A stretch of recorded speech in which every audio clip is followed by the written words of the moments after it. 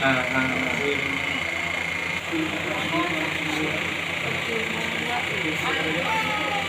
পেশেন্টটা আমার বাগিনী। কে কি হয়েছে?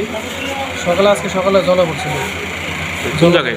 হ্যাঁ, কোন জায়গায় বাড়ি? কোন জায়গায়? বাড়ি কালামানি রাজবাড়ি। জল বলতে কি আপনি পুকুরে পড়ছে? হ্যাঁ, পুকুরে পড়ছে। তো এর গার্জিয়ান কই আসলো? গার্জিয়ান তো আমি মামা হিসেবে আসছি, বা আমার বাগিনী না, যখন পুকুরে পড়ছে এর মা ভাব হেরা কোথায় ছিল?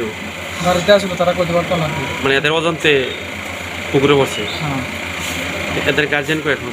গার্জিয়ান তারা আসে। হইতেছে। হ্যাঁ, তো প্রথম কোনো হাসপাতাল নিচ্ছে? দলপুর গেছিল। এনকে রেফার করছে? দলপুর থেকে রেফার কিছু মারা গেছে কত বলেছে? ওখান থেকে বোঝা গেছে, মানে কি রাস্তাতে মারা গেছে না হসপিটালে মারা গেছে? হসপিটালে মারা গেছে।